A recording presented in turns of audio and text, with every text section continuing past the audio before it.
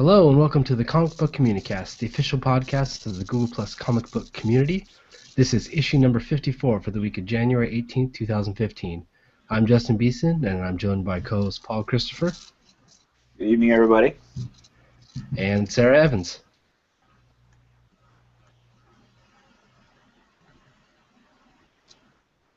Hi, I think we've got a lag. Yeah, we'll work with it.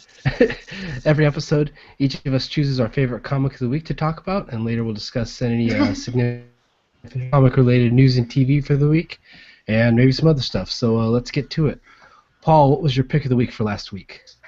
All right, my pick of the week was Suicide Risk, number, I think it was 21.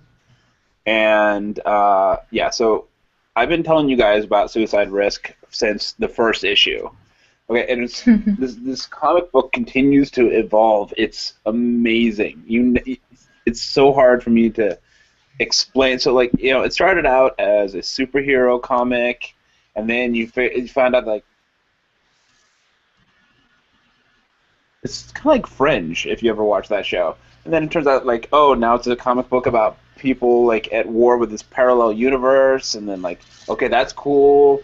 And this last issue, they really dropped a bombshell on us where, basically, we're looking at the end of the world. No joke, not sure how they're going to figure this stuff out, end of the world stuff. And at the same time, we're dealing with family dynamic. So man, how do I get into this?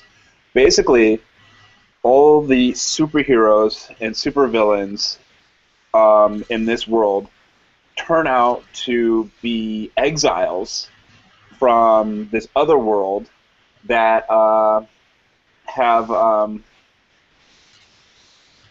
they're exiles from this other parallel dimension where everybody's got superpowers, and but they're against the death penalty, so they wiped their memories and planted them with new memories that happened to actually belong to people over from our side who died, and they switch them out. And so what's going on? We thought that this wand was giving these people powers, but really what it was doing was it was awakening their memories of their old selves. So the core characters here, the main character is now two people because through events in the comics, they've basically merged both personalities. With all the heroes and villains that were over here, they basically worked it out so they remember both sides. And so the main character has got a daughter, a son, and a wife. But now that everybody's memories are back together, the daughter is his from the other side, and his wife from the other side is over here. So basically, in the house, there is him and his daughter, both of them, both of them aware of their former life. So basically, both him and his daughter are two people at the same time. And then there is his son with his Earth wife, and then there's his side, and then his wife here. So the two wives are kind of having issues with each other, especially since one of them happens to be the biological mother of the girl. So it's really interesting the way that they're dealing with this, and there's obviously a lot of tension going on right now. But it's a really fascinating comic. I highly recommend it.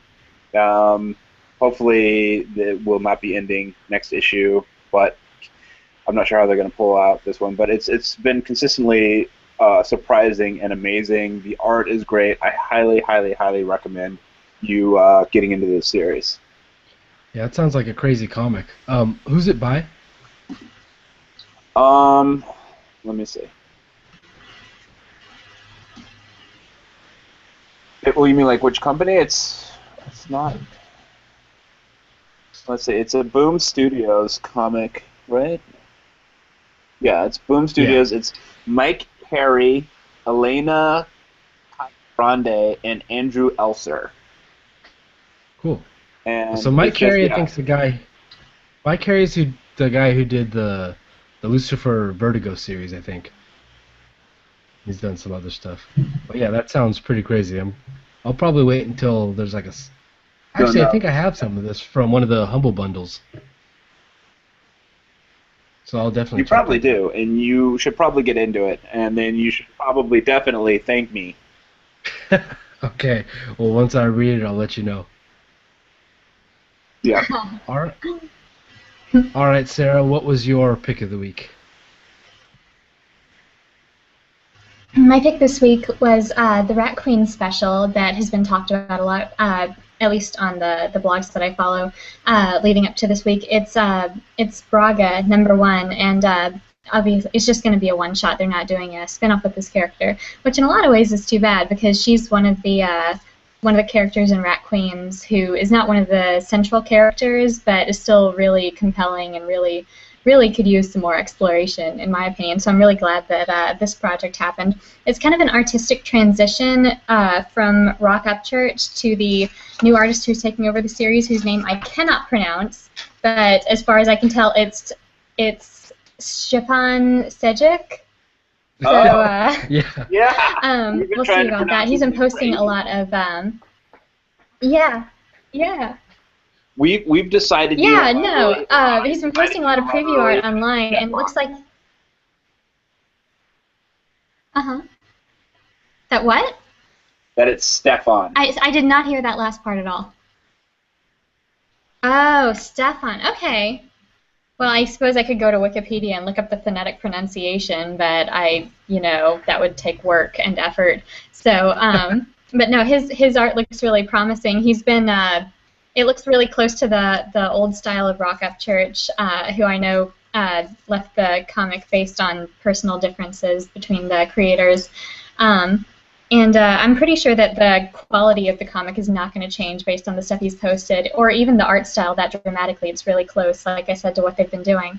But this one-shot issue, pending next month's artistic transition, is being done by Tess Fowler on art and Curtis J. Weeb writing, as always, and it's really great.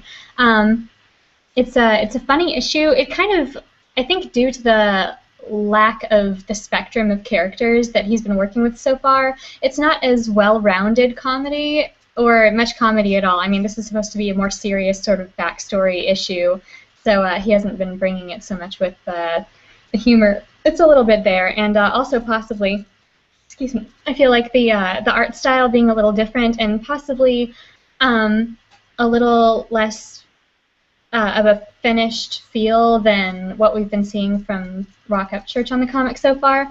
It was, it wasn't, the art was good, and it was definitely its own style. It was different from what we've seen so far, but it gave the characters not as much of the lines weren't as sharp. They were a lot more, a lot thicker, a lot more muted.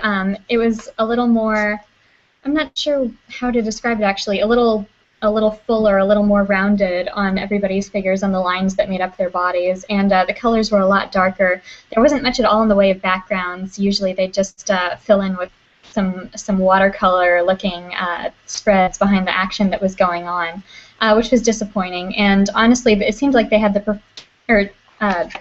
Tess Fowler had the proportion on the arms a little off. I feel like she could probably use some work in that area. So. The art was not as great, and I feel like that possibly contributed to the lack of sharpness in the storytelling this time around, because it's the overall feel of the comic. But like I said, it wasn't bad art overall. The comic is still enjoyable. I'd still definitely recommend it. Basically, the character of Braga, she's in one of the rival gangs in Palisade called the Peaches, who were mostly slaughtered in issue #1 by assassins.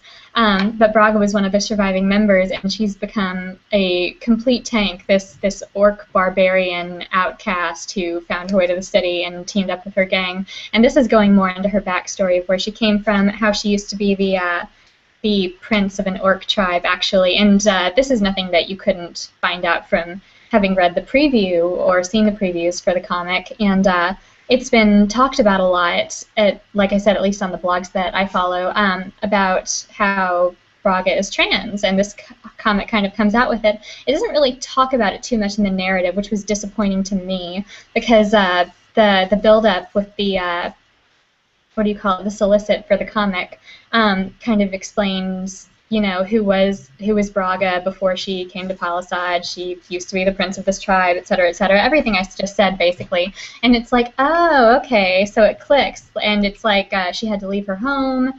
Why is she an outcast? Find out in this special issue.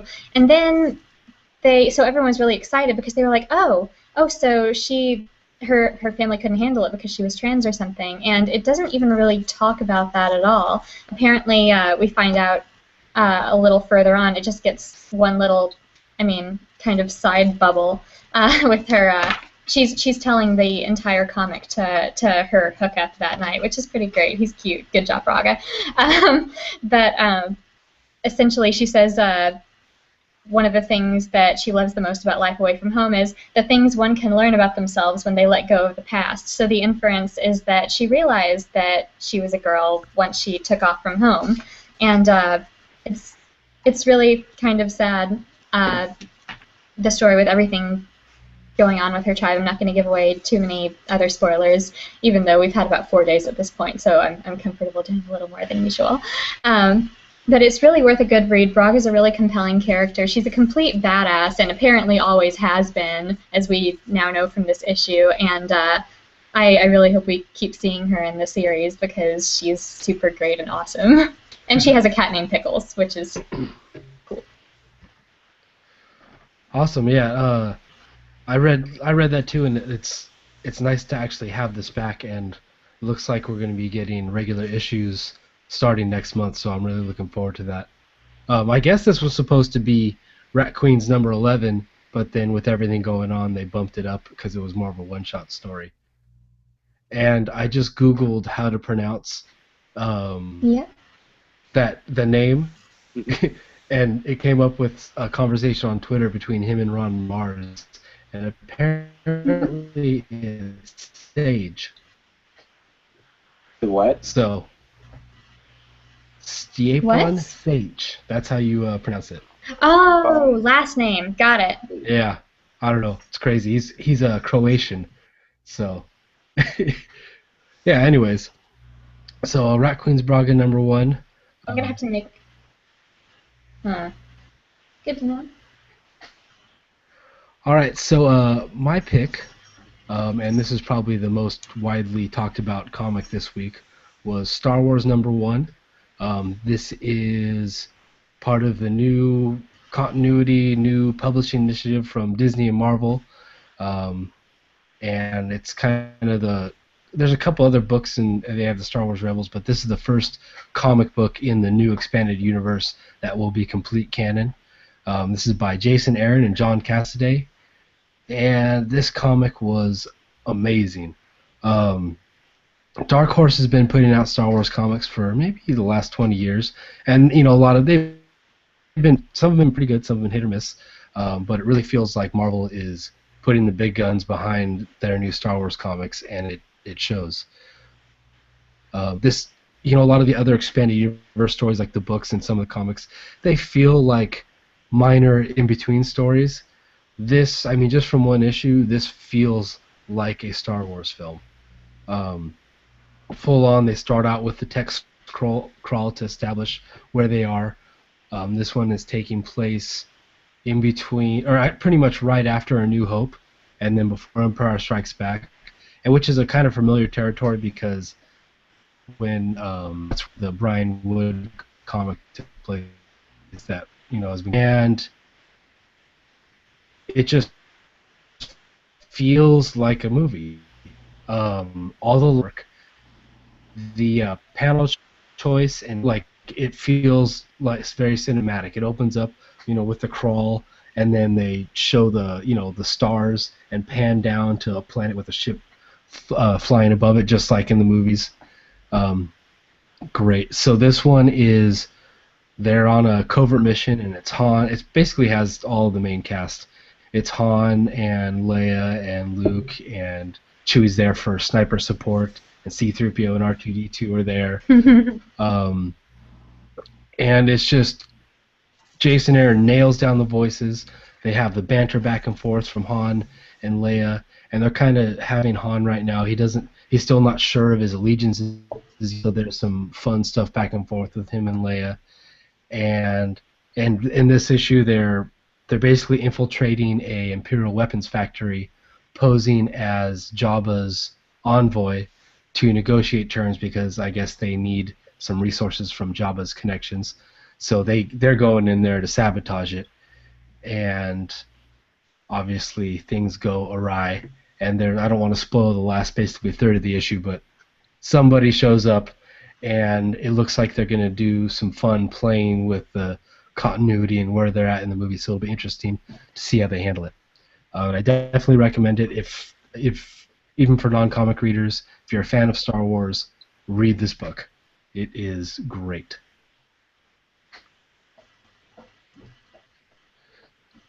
So, Paul, what else did you pull this week? All right, so really small pull box this week, actually.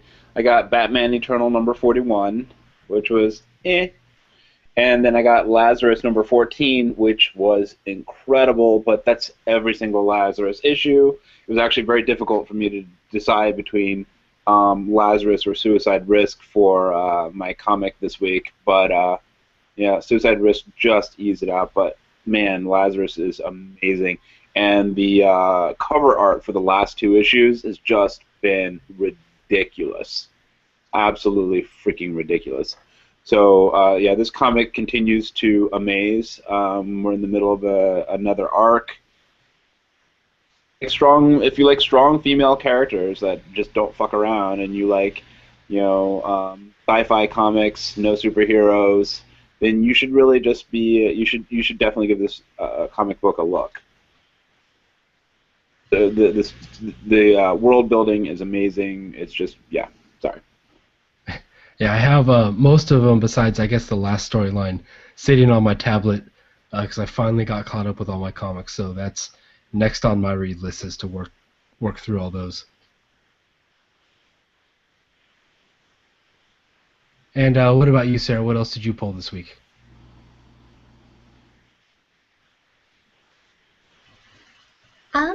Well, the only other thing I really had in my inbox of note this week was Nightcrawler number 10, which I have not gotten into yet. It's become one of those series I'm not as crazy about because it started off really cute and, charming, and then the plot went absolutely nowhere. But you still love the characters, and the potential is there, so you don't quite want to let it go. And Grayson number 6 was not on my pull list. I haven't been reading Grayson, but I felt compelled to get it after seeing previews with The Midnighter. And not only that, but in his pre-reboot and obviously superior non-chin spike having costume. And it was a massive, complete disappointment. I have a lot of opinions about how The Midnighter should be written based on his character, and I think very few people have actually gotten it right, but this is actually one of the issues in which I was just like, what the hell is going on here? This is so strange, and, it doesn't work the entire time. So, honestly, I felt that way about a lot of writing in this issue, though. So I don't know what they're doing in Grayson, but they need to tighten it up a little, in my opinion.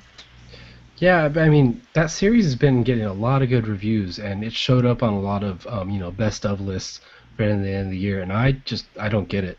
I haven't really liked it at all. The writing is not good.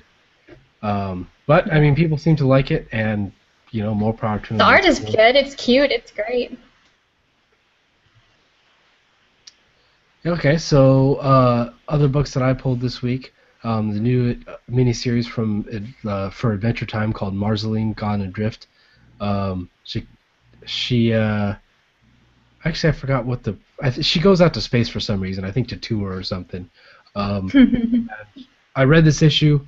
I don't really remember what happened though. I remember it being fine. Avengers 40.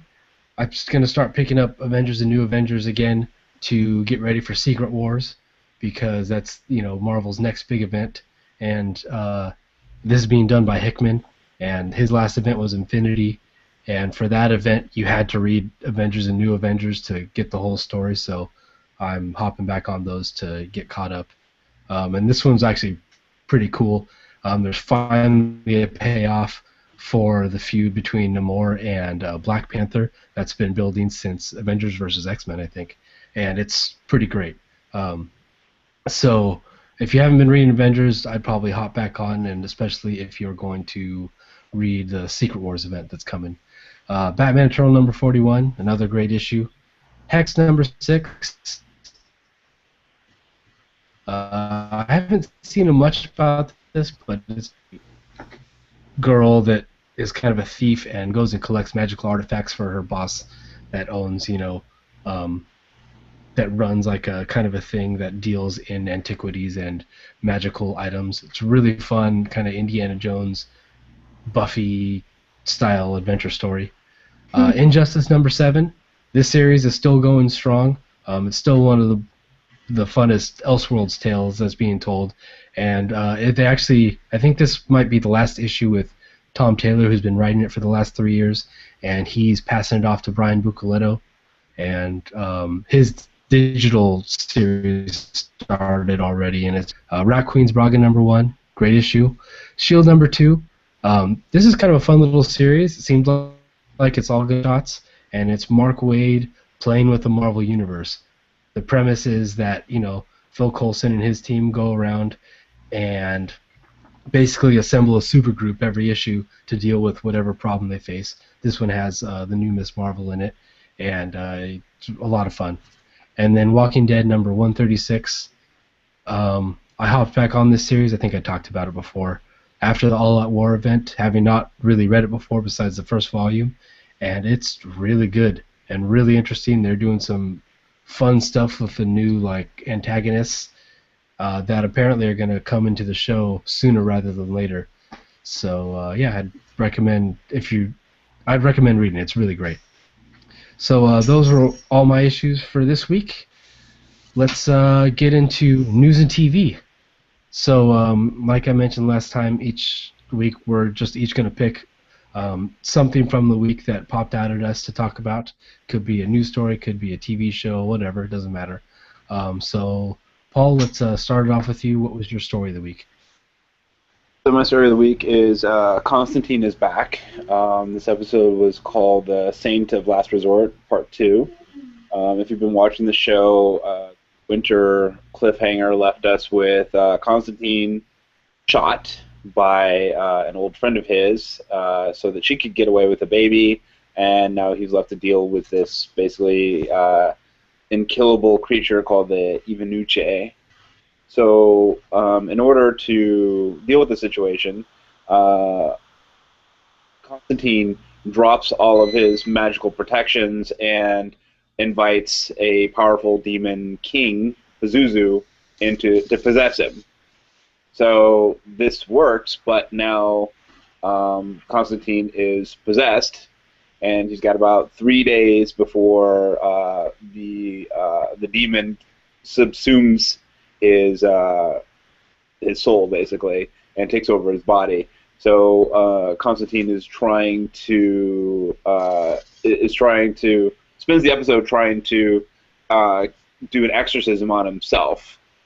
And this show has just really continued to get better. One of the big complaints that people had was the whole smoking thing, and because it's so integral to the character. But they've actually done a very good job of sneaking cigarettes in there. I don't think we've actually ever seen him actually smoking. Maybe we saw him flick away a cigarette a couple times or light a cigarette and all that. But they're constantly showing cigarettes, and show's getting better with kind of showing that kind of con man, that kind of selfish gray area that Constantine occupies, and how even his friends sort of hate him, kind of thing. And it's just the series has just continued to get better. I'd really like to see them do a full season pickup, but I really don't think that's going to happen at this point. But at the very least, I would like for them to do a second season, even if it's a short season, which is not necessarily a terrible thing, because if you're forced to do only 13 episodes, then you cut out a lot of the fat, and uh, because of the upward trajectory of this show, then even 13 episodes means every episode's better than the last. So if you have not been watching the show, if you've heard like bad things about it, or you watched the first episode and weren't terribly impressed with it, go back, give it a shot, give it another shot. I promise you, it does get better. What about fans who decided to never start watching it because they decided to be really biphobic and not have Constantine be bi like he is in canon? Well, I mean, even in canon, it wasn't like constantly, in your face. It just happened to be. Well, no, it doesn't have to be in your face, but it was alluded to. It existed. So we don't know what'll happen down the road. Everybody thought that he wasn't going to be a smoker, and they've actually managed to make him a very clear smoker. So. Well, if he flirts with a guy to get information or something, then let me know and I might start watching the show. But as long as they've said it doesn't exist, I might probably continue to boycott that. Yeah, I think they could leave the door open for that later. I think they'll start, if they get picked up for another season, I think they'll start pushing on what the previous constraints that they had before. But I actually just read today, there was an article on Bleeding Cool because they released the ratings, and they moved the time slot. So Friday is already a terrible night for TV, but they moved it up to 8 instead of being, I don't know what time it is, 9 or 10 before, and the ratings dropped quite a bit. And, TV's still being based on the night of ratings for a lot of their metrics, which is dumb. But, there's still a chance. I mean, it seems like I keep reading things that say, this show is really good. But I don't think the general public seems to be catching on.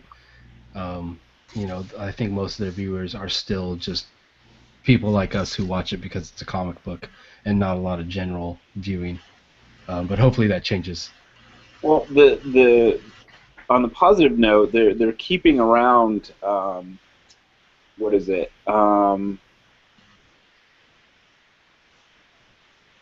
Because it keeps getting a lot of critical acclaim, even though the ratings aren't all that great. Right. So maybe they'll do something like that. Maybe they'll just kind of retool how they approach it. Because a 13-episode season is certainly cheaper than a full season. And if not, then I'm pretty sure that Warner Brothers owns the show. I don't think NBC owns the show. I don't think it's being produced by NBC Studios. So they could shop the show around, and who knows? It could end up over back on the CW, where two other DC shows are, in which case we might have crossover potential. So that would Supernatural has been approved for season 11 though, beyond all odds, and somehow because they like beating dead horses. So that might get a little crowded on the Supernatural TV shows front. They might actually have to hum West Side Story and have a dance-off whenever they meet each other on set. No, because Supernatural will be a really good lead-in for Constantine. Or, fingers crossed, Netflix could pick it up to round out its superhero stuff. Because right now they've only got the Marvel stuff. I think that, and then if it gets to Netflix, then all bets are off. Because then they can have straight-up smoking. He can be bi without being an issue. That wouldn't be bad at all. Or maybe Amazon even. Cool. So that was Constantine. That was episode 10 of the first season.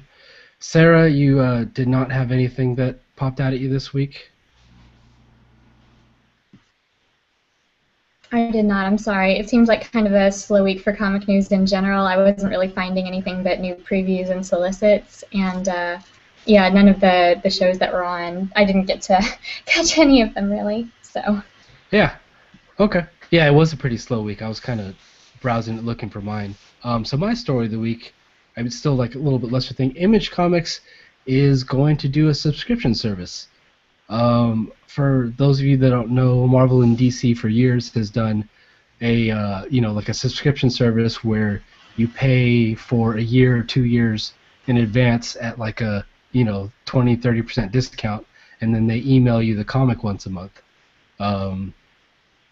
I literally don't know anybody that does this, so it's pretty interesting. Or snail mail. What'd you say, Paul? You said they email you the comic, or they? No, mail, like old school mail. Okay, yeah, that's what I thought. Yeah, I don't know anybody that does this, but it's Images. They're definitely experimenting with new distribution channels and ways to get their comics cheaply into people's hands. They have a ton of digital sales. They always do their first collections of their series for $10. So I guess this is just another attempt at them at getting their comics in more people's hands. I don't know that I see a lot of people taking advantage of this. What do you guys think? Is there a market for this type of sales model anymore? Well, I mean, if Marvel and DC are continuing to do it, and if there's a discount, because comics are just not cheap these days. They're just getting more and more expensive. And also, with Image putting out such popular comics, then if you're like a collector and you prefer the hard copy, and you're having difficulty getting certain issues at your local store, or maybe you don't live anywhere near a local store, this is a way to go if you don't want to go digital. But my side of it though is, if they're offering steep discounts on for people who are getting a subscription, offer that on the digital side too. Like, I will happily get myself a subscription to Saga or Lazarus. I will absolutely do that. So if you're already going to charge me the same for digital as hard copy, then you should also, if you're discounting your digital for whatever reason, I should be able to get that too, because I'm already subscribed through Comixology. Yeah, I mean, they do make an effort. Like I said, they do a ton of sales all the time, and their books actually are cheaper digitally. A lot of their books are $3.50 when you buy the physical copy, and then they're $3 when you buy it digitally.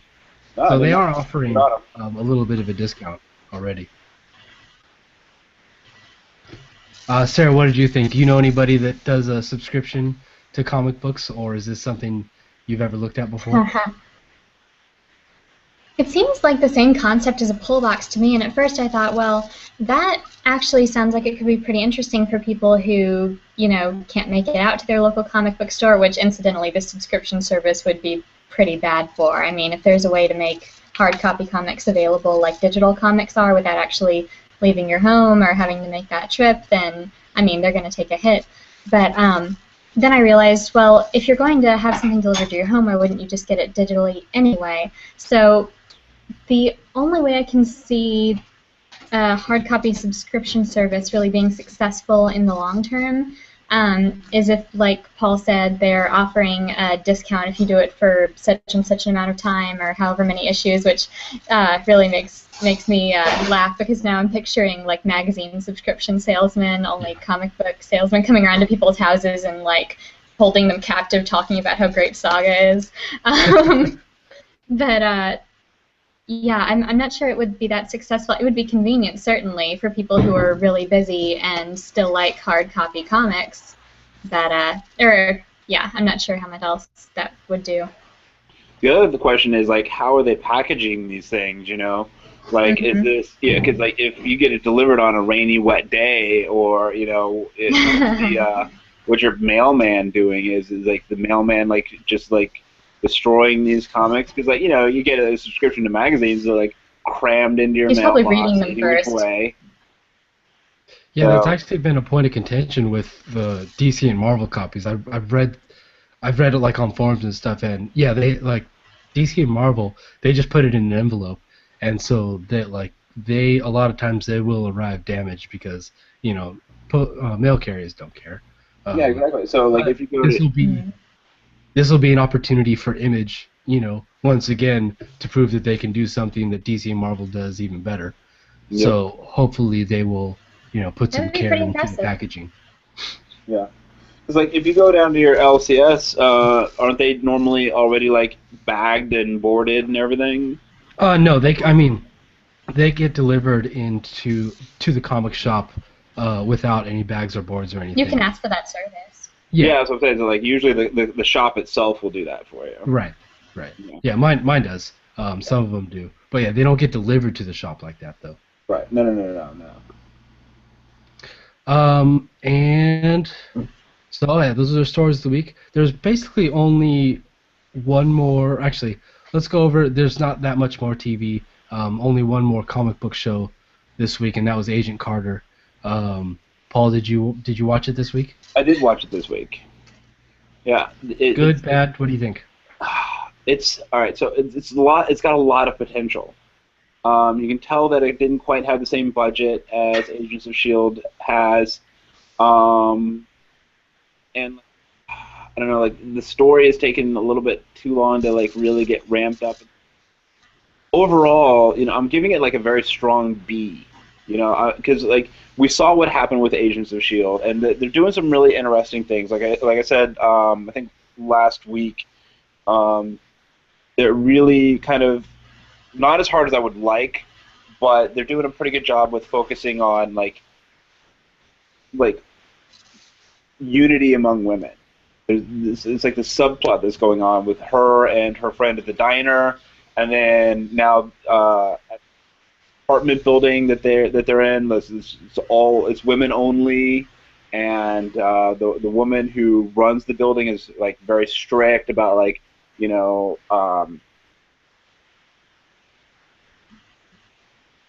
was to live there, and men aren't allowed past the first floor and all this stuff. So it's very interesting, and it's definitely there's no damsels in distress so far, which has been very good. I'd like to see them kind of pull that thread out a little bit more, but overall it's been very good, and the action's been good. Yeah, so I'm definitely gonna stick with it. I mean, it's only 8 episodes, so we'll see where they go from here. Sarah, have you had a chance to check this show out yet? I guess I have a sort of embarrassing confession in that I have not watched Agent Carter yet, and I'm gonna have to probably make myself watch it in the next couple of weeks if I do start getting into it, because as much as I've advocated, like both on the show and to almost anyone I would talk to at work or at the comic store or in any forum, for more female leads in comic-related TV shows and movies, this is definitely as cool of a character as she was in Captain America. This was definitely not my genre. This is the sort of reason why I haven't really been watching Agents of S.H.I.E.L.D. I haven't been, and I mean that has more of a foot in the door superhero-wise than this one does. But honestly, this just seems like another historical fiction show to me, which is not a reason anyone shouldn't watch it. And I mean, I guess I need to talk myself into seeing it more of that kind of show, which ordinarily I would watch, than a really, really boring show that got based off of a superhero movie and is not the sort of superhero comic I would usually pick up, because as far as I can tell so far, there's no fantasy, there's no superheroes, there's nothing there that really grabs me at all. And honestly, like Paul has said in previous shows, it seemed like they had some issue at first with like the, get the female characters together and have them united, as opposed to, well, and as I read online as well, as opposed to here's Peggy and she's a strong female character, and here's the other female characters who are not as strong or a little more wayfish or a little more or a little less confident somehow, because Peggy is the one we're focusing on, and I've heard that they needed some work on that. And from what you just said, Paul, I mean, it sounds a little bit like, as opposed to being a feminist sort of thing, the female-only apartment complex, unless they had to fight for that somehow, is more of a historical allusion to how it would have been for living quarters for single females in any kind of metropolitan city after World War II. No, my grandma. Yeah, no, apparently, Michelle says that her grandmother lived in a similar apartment facility where it was run more like the dormitory of a women's college, where it's simply that guys weren't allowed because they were trying to not have shenanigans monitoring the tenants other than keeping them safe or giving them their own space somehow. So I don't know. I'm gonna have to probably talk myself into getting into the show. Well, basically, what they're doing is they're kind of showing like some of the struggles that like what it was like for women back in that period. So they're contrasting, you know, Agent Carter, and it's not really contrasting, but what it is, it's by showing um, you to better understand what a big deal Agent Carter is. Like, so you take and you look at Black Widow, and she's a badass, and she's doing all this cool stuff. Mhm. But you know what? There's plenty of women out doing cool stuff in her Yeah. age, you know, in the Marvel universe. But you know, back when Peggy Carter was doing it, it was a whole different story. She was fighting the tide in a big, big way. So you know, they're showing these other women showing like Right. to better you know contrast like or to better show like just how much she's fighting against the tide to be where she's at. So Right. Yeah, I mean this show, No, I'm it's sure, kind and I hope there will be character development there. I can only assume that they're building up to that by putting other females in her spectrum. Sorry. yeah, it's all right. It was still dealing with the leg. Yeah, for me, the show has been pretty good, but not must-watch TV like Shields was and all that stuff.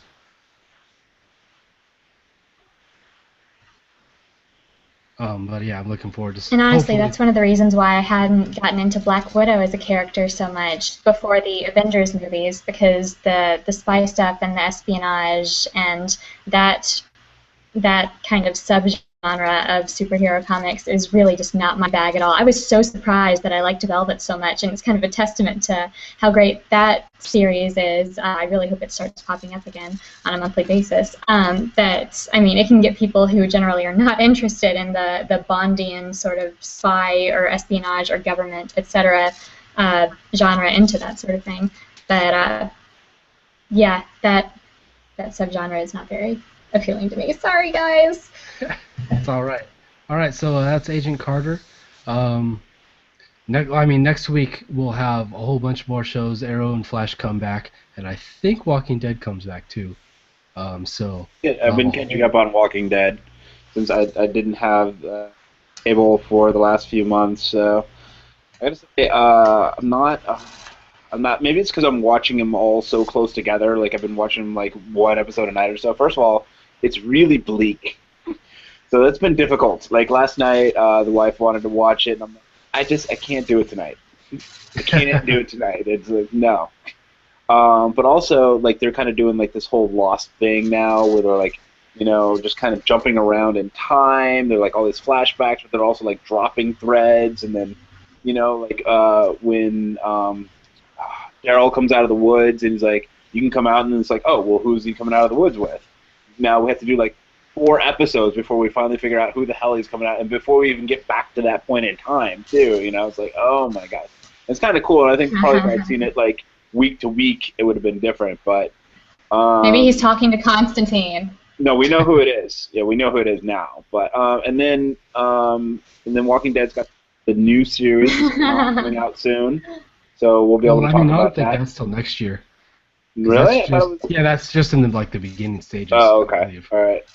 But yeah, those shows, the other new one that's gonna come out soon is iZombie, and Yeah. I haven't watched the promo for it, but it's been getting a lot of positive buzz online, so I'll be looking forward to it. I'm done. Walking Dead is all the zombie I can handle right now. I'm not gonna no.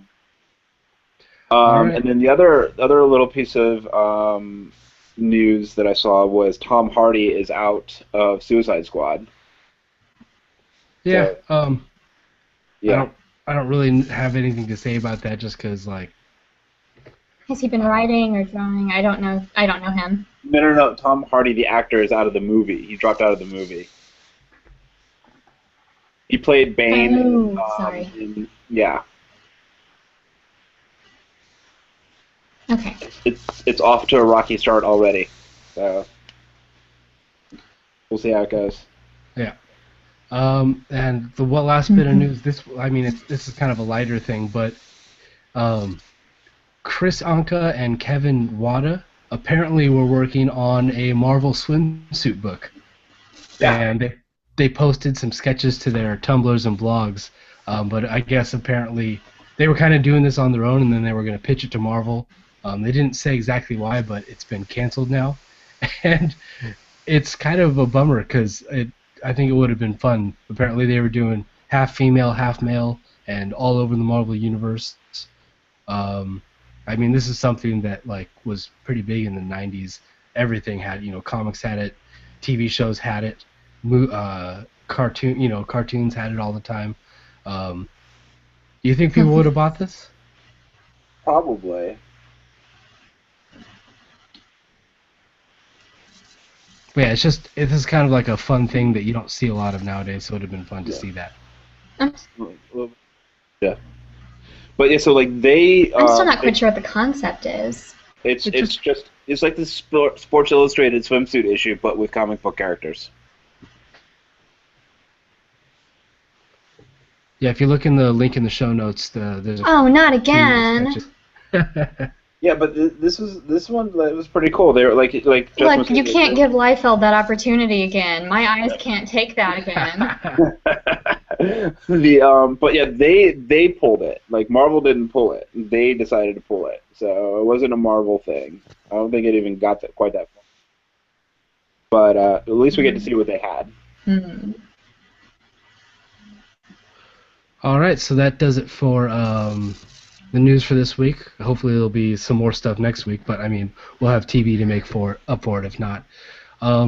So our next segment, I wanted to start, I mean, we did this at the beginning when we started podcasting, but it kind of fell out once we changed up the format and stuff, but I'm bringing it back. So every day in the Google Plus comic book community, we have a member named Joseph Sokolowski, and he posts a discussion topic that he calls CBC Just for Fun.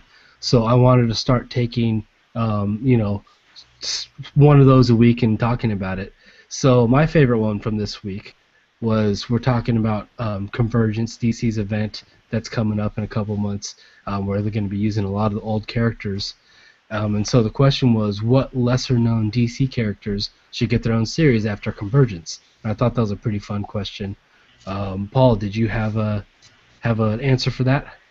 Yeah, actually, I didn't post it because somebody posted the perfect answer for that. I can't remember who it was. Sorry, I'm not. You know who you are. But somebody was saying like what they want is for them to do justice by the Wildstorm characters, and I completely agree. And there's a. Oh my God. Yeah, like. Stole it. I think to see them done right would be cool. But what they probably have to do is just keep them out of the main DC universe because they really just don't quite fit, or kind of keep them within the DC universe, but like on their own thing. Don't try and mix them, Don't try and mix. It just doesn't work that way. So, but yeah, that's what I'd like to see. So, Sarah, you had the same answer? Exactly the same answer, especially after reading this last issue of Grayson. Oh my God. Yeah, no, like I said, it's really tricky to find people who can write my favorite Wildstorm character as well, but who I'd like to see get an issue would be the Authority in particular. Like, let's not dick around with this Stormwatch shenanigan where you've got a team calling themselves Stormwatch, comprised of former members of the Authority, floating around on, floating around on the carrier and fighting, I don't know. God, it was like they tried to mash the entire Wildstorm universe into one comic, and it was a cluster. And I'd just like to see them break it up again in that case, like. Yeah, it's exactly like Paul said. It really needs its own universe because that's the experience you had reading Wildstorm comics. And, that's how it should have been in the first place because, it worked great before DC bought it out and then started trying to merge them. But if they could just keep the universes separate, because when you were reading, like, say, The Authority, I'll use again because that was the one that I was really, really, really, really, really into, and that was why the reboot hit me so hard in particular, one of them, is because you got to see a different kind of universe where major players have different philosophies than, say, the DC Trinity, and they're not, I mean, there's nobody going around policing the things that the Wildstorm characters would do to bring about justice. And I just think that that's, oh my gosh, it was so much more refreshing to read as a superhero comic, because I know that, oh god, you had major superhero figures staging political coup and like taking over, I don't know, overthrowing corrupt power players around the world, and being much more boots on ground superheroes in the way that you really, really wish we had superheroes these days. Like when you hear about the attack in Nigeria or in Paris, or you know, you're just like, I mean, as a geek, I know that one of the first things that comes to my mind was, I wish superheroes were real. I wish there was someone who would not just go around beating up supervillains, but really go around saving people and helping people who are oppressed and who need it. And that was a feel you kind of got with the Wildstorm universe. And I feel like now more than ever, that's a hole in comics that really needs to be filled. And that's my monologue. Sorry. I agree with everything you said. So my answer is, I mean, always, and that's Etrigan the Demon, who's a minor DC Dark character who is, I mean, he's always just been my favorite ever since I saw him in Batman the Animated Series. And he was being used pretty well in Demon Knights, but that series got canceled a year or so ago. But if you're not familiar with the character, it's basically a demon that possesses a guy named Jason Blood, who's been around since Arthurian legend times, and you know, they kind of switch back and forth. And Jason Blood obviously deals in magic artifacts and goes against the mystical part of the DC universe, which has really gone downhill in recent years. So I'm always looking for someone to improve that, and my favorite character out of all of them is Etrigan. So yeah, that was my answer for that question. So yeah, you can find those discussion topics in the community, or you can search the hashtag CBC just for fun. So real quick, since we're running low on time, we'd like to just talk briefly about, you know, what else we're doing besides comics, since that's not all we do. Paul, do you have any non-comic related things you've been taking in lately? Yeah, I've been dealing with an infant. 6 months. That's been my entire life, other than comic books. So yeah. All right. So you can review Path the Bunny. Yeah, tell us about some kids stories.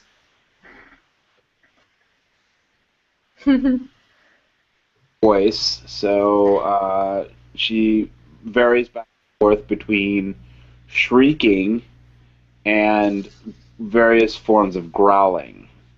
So yeah, right now she's practicing her death metal growl. So I'm very proud of her. I like it. She'll be ready for roller derby in no time. Exactly. She's trying to crawl, so we think she should be crawling here very soon. So yeah. Cool. Sarah, what about you? What non-comic things have you been doing? I haven't gotten to consume much media of any kind this week until yesterday, when I think I might have overdosed a little bit. I'm not a gamer, just to preface this. I don't consider myself a gamer. I was in DDR club in high school. Yes, we had a club. And I mean, I unironically played Dead or Alive Extreme Beach Volleyball once upon a time, because my friend convinced me that it was a really cute game where you got to try on different swimsuits and play minigames. So that was fun. But I haven't played video games in over a decade, and I don't consider myself a gamer. There's games that come out that I hear really good reviews about, and I just don't pick them up because it seems like a really expensive hobby, and I've got other hobbies that I can fill my time with. But recently, Michelle, who still has a PS3, has acquired Dragon Age 2, which obviously, like I said, I don't game, and she had not played before, but we've heard good things about as it's as it's been out for a really long time. And she started playing that. And I like watching her play video games. It's really fun because it's like I can sit on the couch and do my nails or eat snacks, and it's like a TV show that I can give suggestions to, and sometimes it actually happens, so that's fun. But I kept getting more and more into this story and into the writing and the interactions that they offer, the different options that you can do between the characters, like based on the responses you select and just the number of possibilities there are in the game. And the what do you call it? The NPCs as well seemed like really attractive to me. Personality, very funny.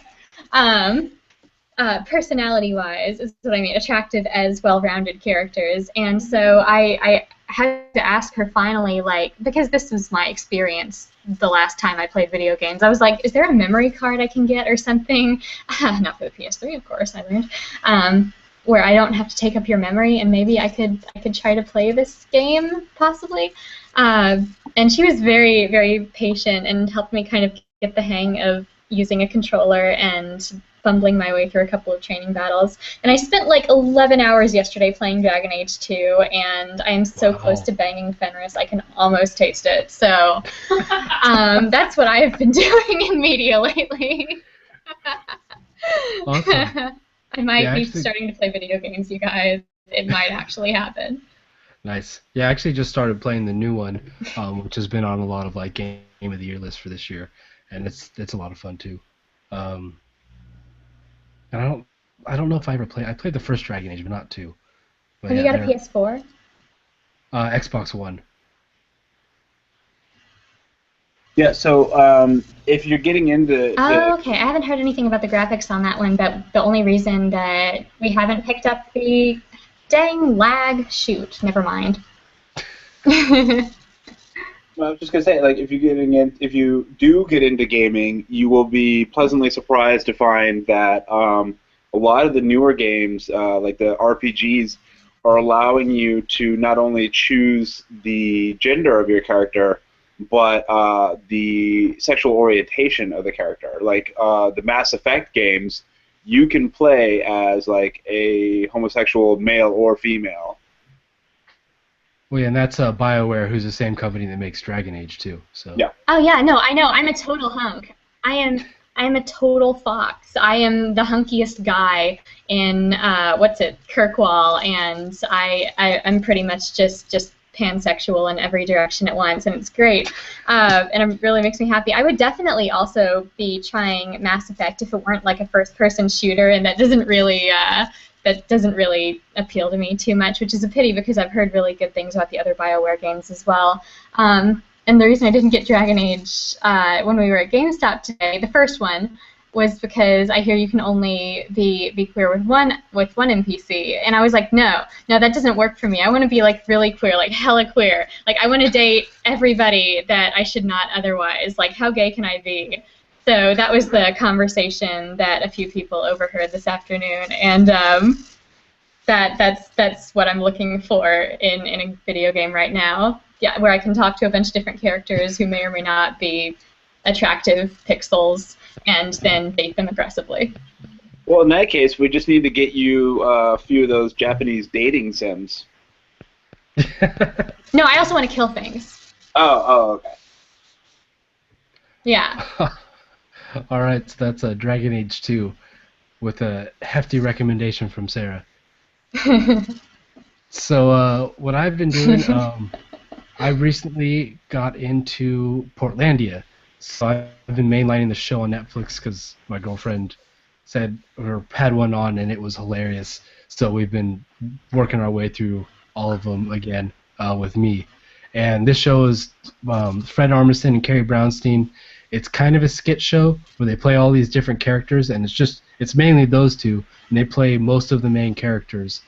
And this show, I haven't laughed that hard at a show in recent memory. So yeah, it's been really great, and it just started back up, and I'm almost caught up to the current season. So definitely recommend watching that, especially if you've seen Fred Armisen in anything, it's his humor sensibility translates to this too. Really funny, really good, and definitely recommend it. Have either of you guys watched that show before? Negative. I've heard it's entertaining in an indie sort of way. So, yeah. Yeah, it's all on Netflix. Really funny. So I think that about does it. You can find links to all our episodes on comicbookcommunicast.com. Oh yeah, that's right. We have an actual domain name instead of just a Tumblr URL. Ooh. So yeah, comicbookcommunicast.com. Puts you to our website, and all our episodes and everything's there. You can also subscribe to our YouTube channel at youtube.com/comicbookcommunicast, and our audio version is on iTunes and RSS, so you can subscribe and rate us there as well. Thank you, and have a good night. We'll see you next week. Good night, everybody. Bye.